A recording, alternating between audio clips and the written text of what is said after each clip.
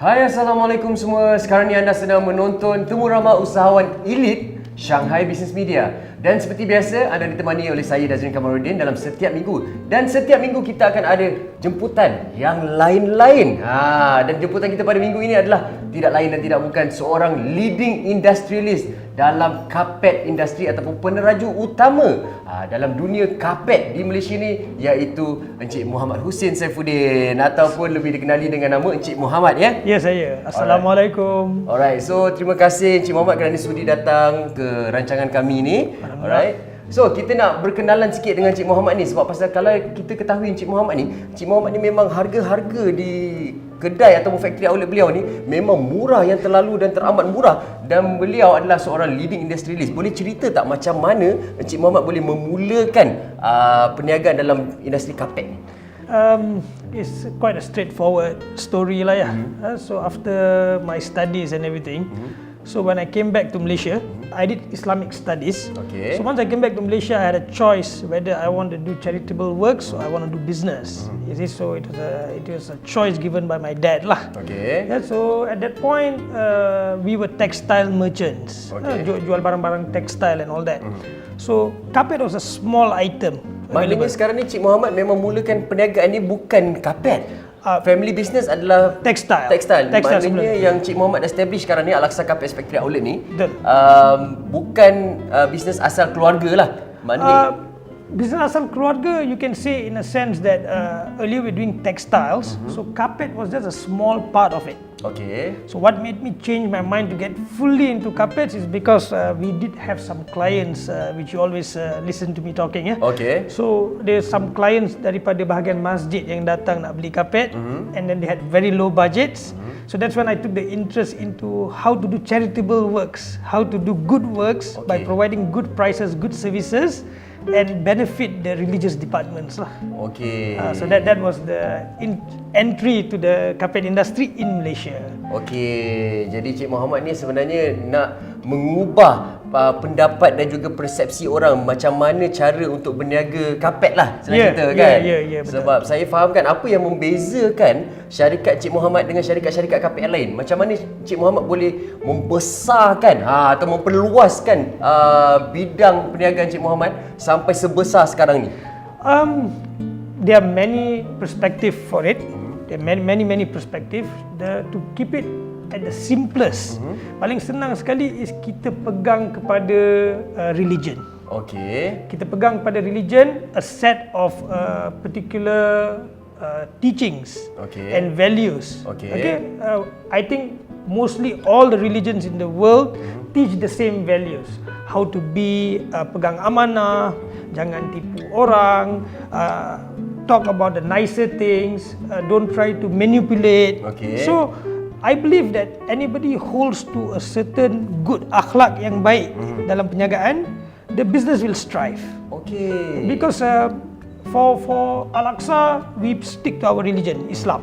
Okay, so we stick to the religion. The company name Al-Aqsa Carpets is an Islamic-based company. Okay. So the values in it are all Islamic-based. Okay. So what's so Islamic and what's so different about it? It's quite simple. We believe in providing the best with a lot of hard work for the cheapest and affordable prices. Okay. So once we started sticking to these values, Alhamdulillah, it just started growing and growing and growing. Okay. So there's no room for laziness. Okay. There's no room for no discipline during the work hours. You come to work on time, you leave on time, you maximize your work efforts during that time. So and then together with it, you have to be dynamic. You cannot be sticking to the old methods of business. Okay. You just have a shop and you're doing nothing online. You just have a shop, you're not doing any sort of advertisements and all that. So you have to be dynamic, especially during the COVID times and all this. So it's not only about particular studies that whatever you have studied you have to apply. You have to be dynamic at it. Okay. These are a few values lah. Okay. Alright. Sebab sekarang ni purpose rancangan ni adalah untuk menyuntik semangat usahawan-usahawan yang baru nak keluar buat perniagaan. Dan kadang-kadang ni diorang nak minta advice lah daripada Encik Mohammed dan juga para-para jemputan saya untuk memberitahu mereka macam mana cara-cara mereka nak berjaya dalam satu-satu perniagaan tu kan. Jadi macam mana Encik Mohammed kata-kata semangat nak bagi suntikan kepada mereka ni, macam mana diorang nak mulakan perniagaan tu, macam mana diorang nak tahu pilih perniagaan yang betul untuk diri mereka tu macam mana? Okay, so there are many different type of businesses today. There are businesses you do stock market business. That means you're doing purchases online for stocks and then you're selling back stocks. And then you're doing education business. You're doing marketing businesses, media businesses. There are many different types. The one that I have practiced is the most simple form of business. Kita beli barang, ada barang letak kat kedai, kita jual barang. Okay. Atau kita beli barang and then kita kena installkan barang tu. Okay. It's a very simple mode of business. Alright. I believe that anybody who does business with simplicity, you stick to the values, you will strive. Okay. For an example, for me as a background, I do not have a marketing degree. Okay. I do not have a businessman's degree. All I have is a home education, okay, which comes from very good values and a family background of how to be a businessman. Okay. Rather than being, if you want to be self-employed, you need to have a little bit of courage. How can you have courage? You have to say the right things, then your courage keeps on developing and the confidence goes on and on. So if you want to be a businessman, I don't think all needed is you need to have a product. Okay. You need to source for the right product, look for the right prices, Okay. and then you look for a marketing strategy and how you want to sell the product. Start small, Okay. organically grow it, Alright. slow lah kita buat. Okey, just do it sebab slowly Muhammad ni, Encik Mohammed ni seperti yang saya kenali beliau, saya dah kenali beliau lama sebenarnya. Dan beliau ni adalah salah satu mentor saya juga dalam bidang perniagaan. Dan memang bila dia bercakap pasal harga, dia bercakap pasal kenal pasti produk, dia bercakap pasal cara kita market, Encik Mohammed memang orang yang saya kagumi daripada segi dan sudut itu, sebab pasal beliau memang mengetahui produk beliau dan beliau tahu market cara macam mana dan tahu letak harga yang paling sesuai. Sebab sekarang ni apa yang saya nampak dalam industri zaman sekarang ni, semua orang nak untung cepat. Betul. Semua orang nak untung cepat, tapi dia orang punya harga memang mahal. Tapi berbeza dengan syarikat yang Encik Mohammed tubuhkan sekarang ni, barang-barang semua berkualiti tinggi, tapi harga-harga semua harga kilang. Macam mana Encik Mohammed boleh membesarkan dan mengembangkan syarikat dan mengaut keuntungan dengan mengeluarkan produk-produk sedemikian? Sebab sekarang ni orang kalau fikir bisnes dia fikir modal nak kena untung nak kena besar, produk tu so-so pun tak apa. Macam tu kan. Well, if again I emphasize on the amanah part of it, to be ethical in your business. So sometimes when you're going for price war, you are dropping the quality because you want to maintain a lower price with the same margin.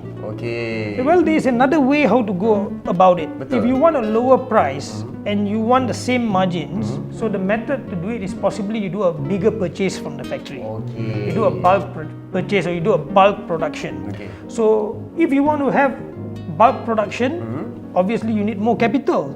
If you go and take loans for that capital, then it is no more as organic as it is supposed to be. Okay. So one of the methods in the initial stage of business, one of the things that I would like to advise all the young entrepreneurs out there, be patient. Alright. Be patient. Kena sabar, guys. Sabar and a lot of hard work. In the initial stage of business, it's always like that.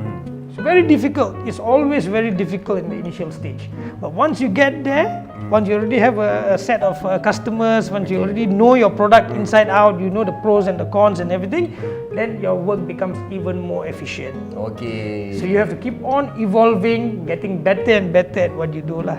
Jadi nasihat Cik Mohammed sekarang ni kepada usahawan-usahawan muda yang baru nak mulakan perniagaan, jangan terlalu gopoh untuk nak dapat untung cepat, nak besarkan syarikat cepat kan. Encik Mohammed cakap benda ni semua ambil masa. Jadi slow and steady wins the race lah cerita dia begitu kan. And I would also say that try not to jump from one product to another.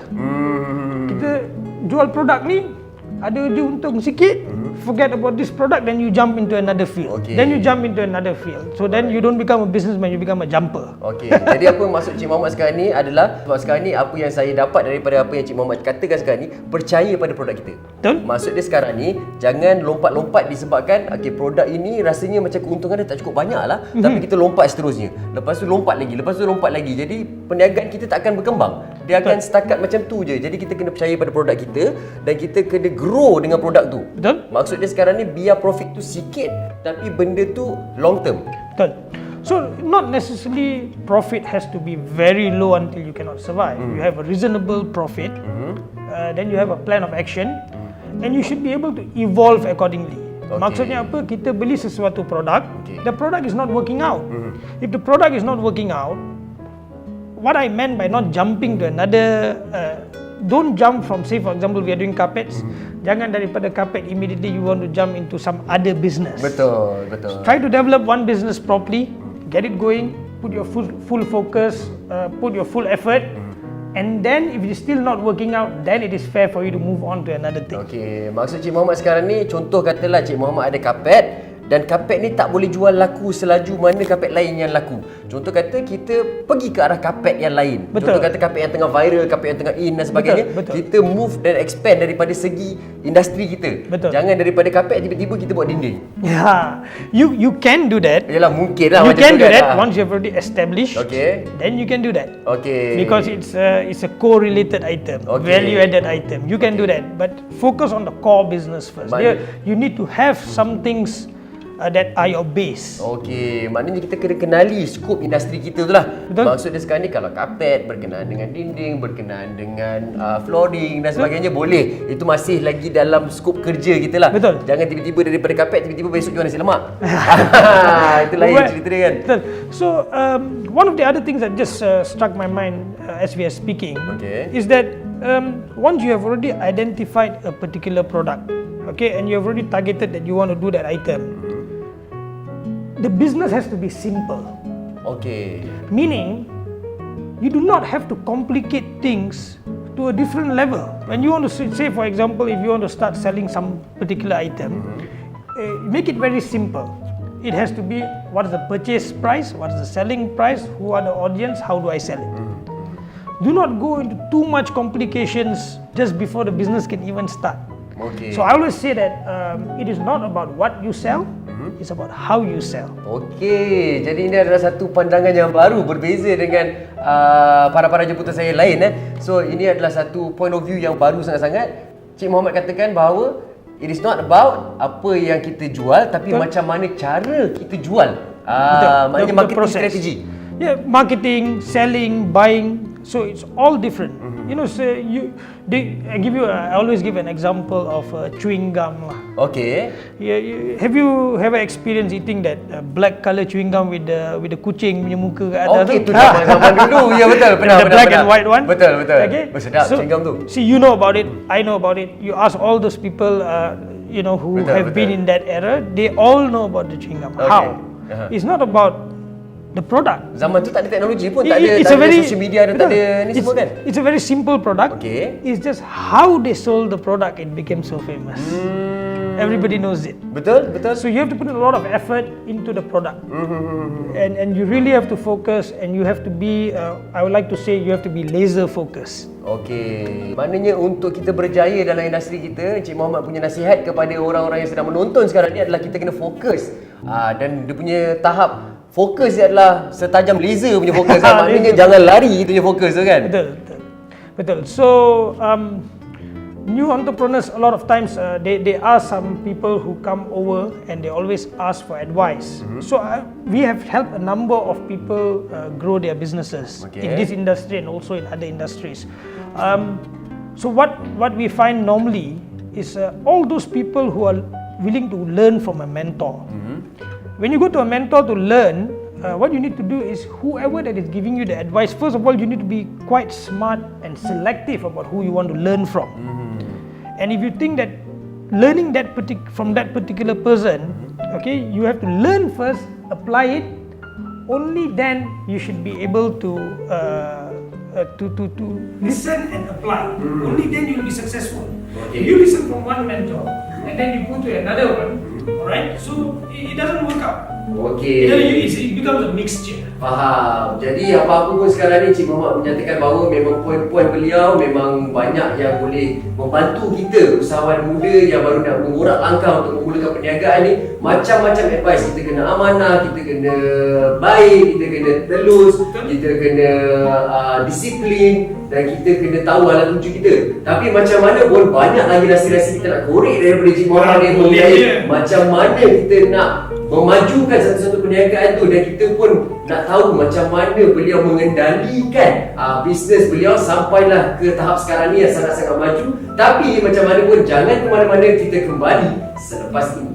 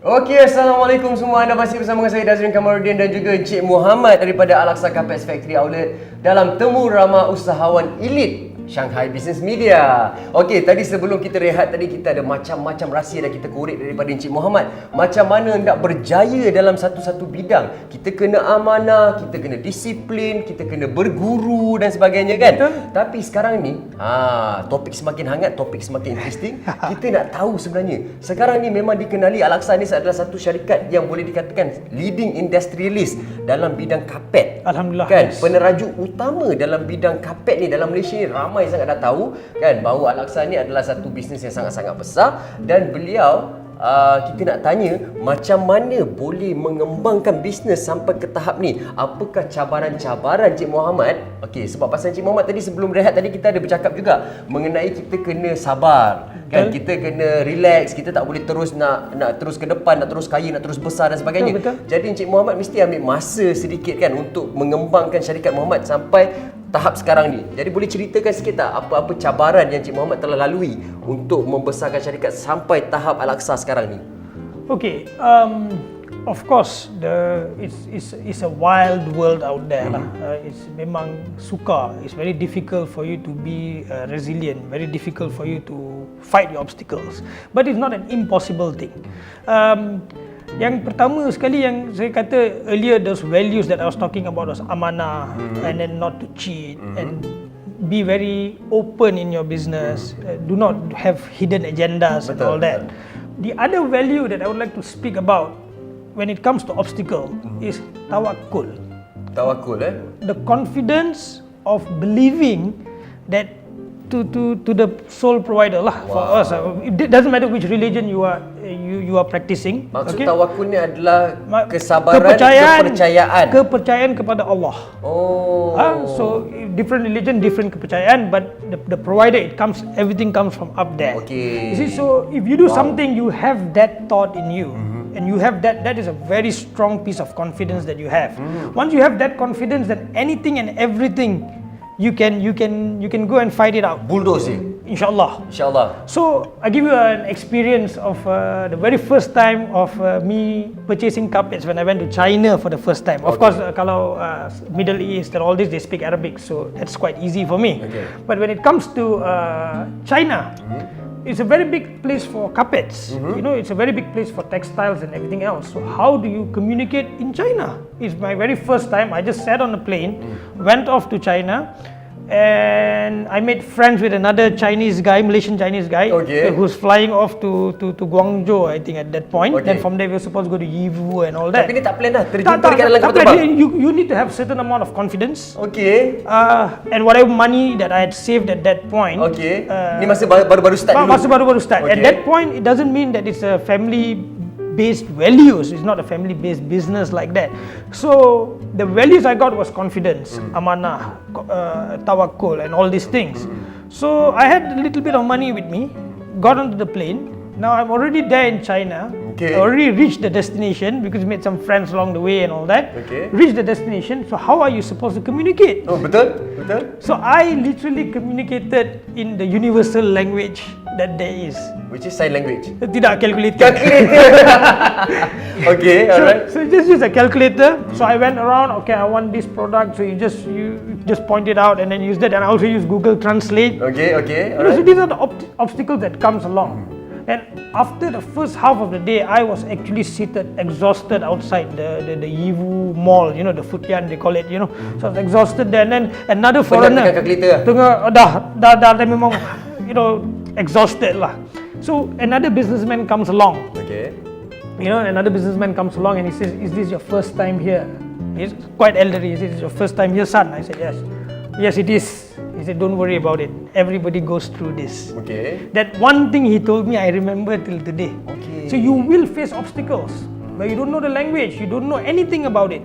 But it doesn't matter as long as you don't give up. You just keep on doing what you need to do, and inshallah it will happen. So in the midst of the business, while we're doing businesses, so you have to be also, doesn't mean you become humble and kind all the way in business. You also have to be a little bit shrewd. Jadi kita kena pandai. Kita tak boleh nak give everything. Yes, your prices are good. Yes, your quality is good.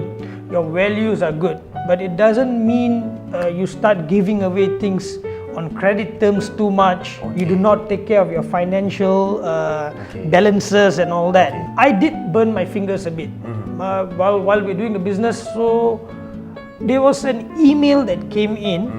We were doing business from China. So there was a scam going on at that point where they do the email scam. So for some reason we received an email to transfer some money instead of the regular bank account to a Hong Kong account. Wow. You see, so I did lose some money there, but it didn't stop me from doing the business. Banyak ke duit masa tu? Cik Mohammed hilang masa tu? I would say about half my capital was gone. Wow. Kalau kita dah terkena macam tu, kita mesti down buat bisnes kan? Sebab pasal kita akan fokus pada mendapatkan semula balik tu. Tapi Cik Mohammed tak Cik Mohammed teruskan perniagaan You have to. You have to. You don't stop living. You face a problem, you face it, you learn, and then you move on. So Alhamdulillah, actually I'm very glad that that problem happened in the initial stage. If I lose half the capital, now we're in big trouble. Jadi satu benda yang sangat-sangat menarik topik perbincangan sekarang ni adalah kepercayaan pada diri, kepercayaan pada Tuhan. Jadi bila kita buat satu perniagaan ni, kita kena percaya dan yakin 100%, tak boleh goyang pegangan kita tu. Tak kira apa bangsa ataupun apa religion dan agama kita sekalipun, Cik Mohammed kata kita kena percaya pada Tuhan kita, kan? Dan kita percaya bahawa Dia akan membantu kita, dan kalau kita ada keyakinan tu, insya-Allah kita boleh terus tembus setiap apa halangan yang datang. InsyaAllah. You just have to be brave, have the courage, it will be okay. Business is not so complicated. It's very simple. It's just buying a product, selling a product. It's as simple as that. Accounts are also not very difficult. It's just credit and debit. Okay, betul. So it does not necessarily you have a very sophisticated software. Only then you can do business. No, you can just have a small journal and still do a very big business. It's just money in, money out, and the balances. Maknanya sekarang ni apa yang Cik Mohammed cakapkan sekarang ni bukanlah teknologi sangat. Contoh kata kita kena ada setup yang betul-betul bagus, power dan sebagainya baru bisnes kita boleh naik. Tidak cara kita mengendalikan bisnes kita itu yang penting. Jadi bisnes tu adalah terpulang pada kita, cara kita mencorakkan dia. Bukannya disebabkan komputer lah, software lah dan sebagainya barulah kita boleh maju. Tak kalau kita berasaskan satu buku dengan pen pun, kalau kita pandai mengendalikan bisnes, buku dengan pen tu boleh menjayakan kita, betul lah? Boleh, insyaAllah. So as we were speaking, you know, if you want to do a complicated business, then yes, you need to have complicated knowledge. Okay. If you're doing a simple business, you just want to start off, it doesn't require so much. Many a times, banyak customer yang datang kat kedai kita untuk beli karpet untuk bahagian office, untuk new startup. So we give them a free consultation normally. If I am on the sales ground, insyaAllah I will ask the questions, what business do you do? Is it a new startup? What's going on? So they are looking at fancy carpets. Okay. Where it's really very expensive. Okay. You know. So then I ask them, if you're doing a startup business, your capital is so and so. We get a little friendly at that point. Okay. Then we recommend, why are you wasting your money on such expensive flooring? Okay. Where else you can save the money, use that money for a different item or for the capital where your company will need it. Okay. So this is where we come into place. So when you buat kerja dengan amanah, you will try to understand the customer's requirement, their problems, and you will try to solve it because you are expert in that industry. Okay. So you want to be an expert at something.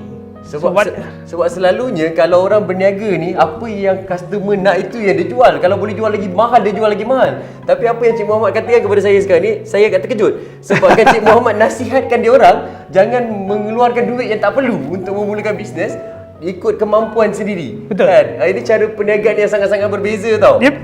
Berbeza sedikit.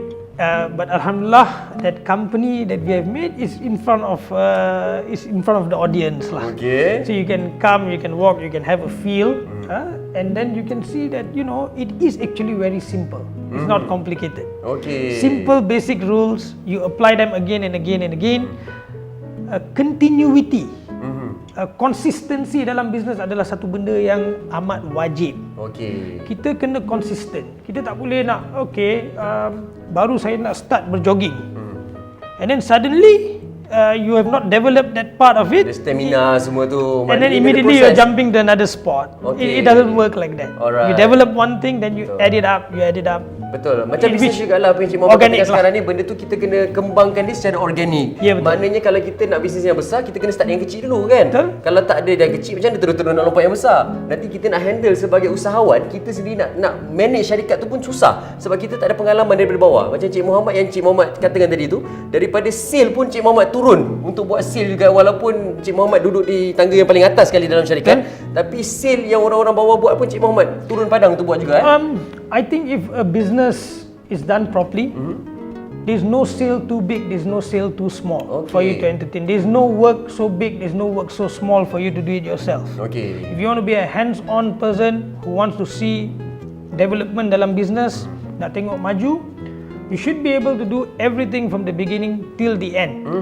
And this is what helped us during the pandemic. Alhamdulillah. Okey, sebab sekarang ni since Encik Mohammed dah sentuh isu pandemik ni kan. Tapi sebelum kita ke arah pandemik tu, saya nak tanya sikit lagi Encik Mohammed. Kalau kita masuk ke Aqsa Carpets Factory Outlet Encik Mohammed, kita nampak staff banyak sangat Encik Mohammed. Dengan in-house staff untuk pemasangan, dengan in-house staff untuk buat kerja-kerja paperwork dan sebagainya, ramai. So macam mana Encik Mohammed kontrol dia orang ni untuk buat kerja-kerja ni? Ada masalah-masalah tak yang dihadapi? Well, I think that one is again I get back to it. If you are just looking at business perspective, well, you work for me, you need to earn money from me, and that's all I know. If you do that, nothing is going to work. Okay. Well, for me to work as a team, I learned it from football. Oh. So you have to put in all the knowledges that you have. Apa-apa yang ilmu yang kita ada, kita pandai main bola, so kita boleh strategi untuk bola. Okay. The same strategy is used for your business. Okay. You don't have to look for something else. Alright. The resources are all within in front of your eyes. Just use those and apply it. Okay. So you need to be a team. You need to give talks that we are a team. Then when you're talking as a team, of course you have to play as a team player. Okay. So during the and of course during the journey, you will find people yang boleh sama kepala.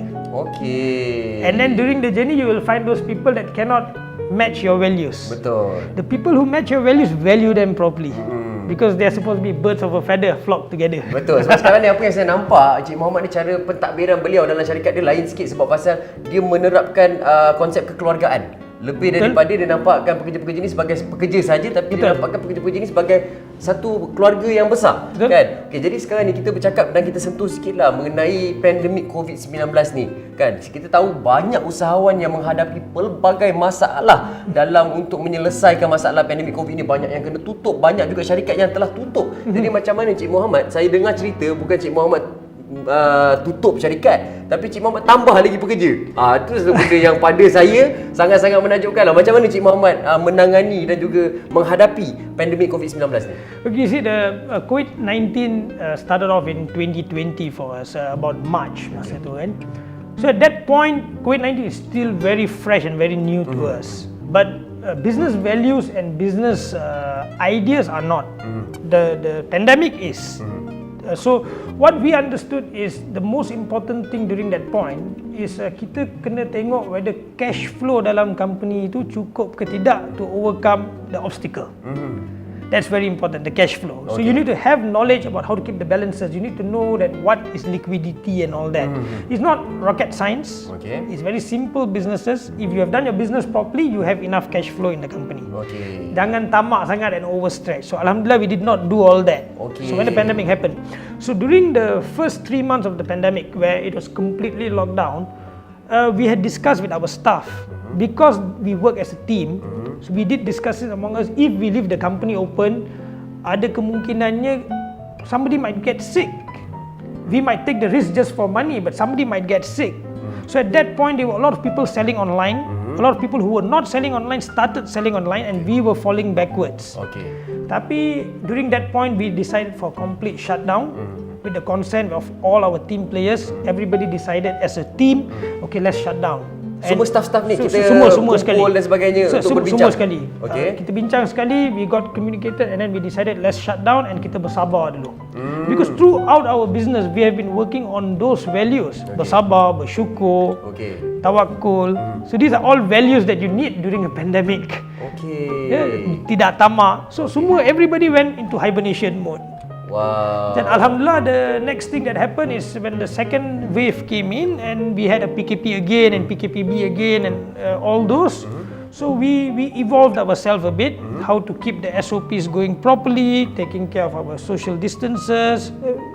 All this can happen if you are a responsible citizen. If you are irresponsible, you will make a mistake. If you are responsible and you have values, inshallah it will be okay. So I would say that alhamdulillah we managed to do well, and we managed to recruit more people to do our works and increase our online business is mainly because of a team decision.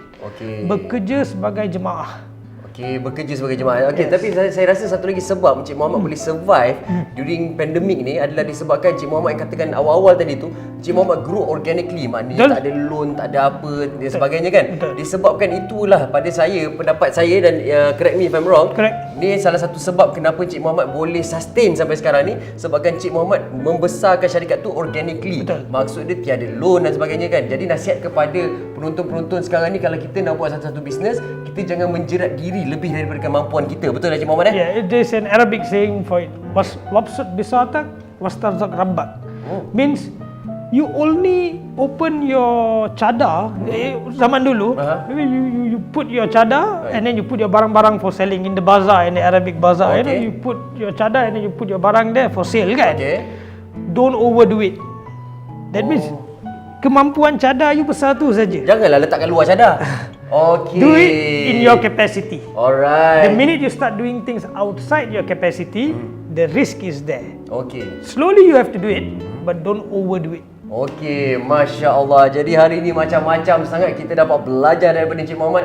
Seperti mana yang kita ketahui, Cik Mohammed katakan kita daripada awal, untuk kita berjaya dalam salah satu perniagaan ni, kita kena amanah, kita kena tawakul, bermaksudnya kita kena yakin dan kita kena bersedia menghadapi apa-apa saja dugaan. Dan sekarang ni kita kena besarkan bisnes kita secara organik. Jangan kita overstretch daripada kemampuan kita, kan Cik Mohammed. Jadi Cik Mohammed ada tak kata-kata akhir untuk dinasihatkan kepada usahawan-usahawan kita yang nak mengorak langkah sebagai seorang ahli perniagaan? Well, in very short words, the reason for you doing the business has to be very clear. Okay, kita panggil apakah objektif kita berniaga. So kalau objektif itu adalah semata-mata untuk membuat duit saja, only making money, it is very highly that you might fail. Okay. This is what I believe. It's just my way of thinking. Betul. So I believe that profits and money should be the byproduct of your actual objective. Wow, okay. Your objective can be, I want to be hardworking, I want to be an expert in this field, I want to help people. If those are your objectives, then the profits will be your byproduct. Okay. So for us, our business is our ibadah. Okay, alright. So we do our business dengan amanah semua ni disebabkan perniagaan untuk kami adalah tempat ibadah kami. Alhamdulillah. Okey, jadi kita sebenarnya memang nak borak panjang lagi dengan Cik Mohammed. Kita memang nak mengetahui lagi banyak rahsia daripada Cik Mohammed ni untuk kita dapat ilmu, sama-sama menimbul ilmu untuk kita menjadi seorang usahawan yang berjaya. Tapi masa sangat-sangat mencemburui kita. Jadi saya nak ucapkan ribuan dan jutaan terima kasih kepada Cik Mohammed kerana sudi datang ke temu ramah usahawan elit Shanghai Business Media dan juga kongsikan pengalaman beliau dalam bidang perniagaan. Jadi, jangan ke mana-mana, kita jumpa pada minggu hadapan dengan episod yang lain, dengan tetamu kita yang lain juga dalam bidang perniagaan yang berbeza. Kita jumpa lagi minggu hadapan. Temu ramah usahawan elit Shanghai Business Media.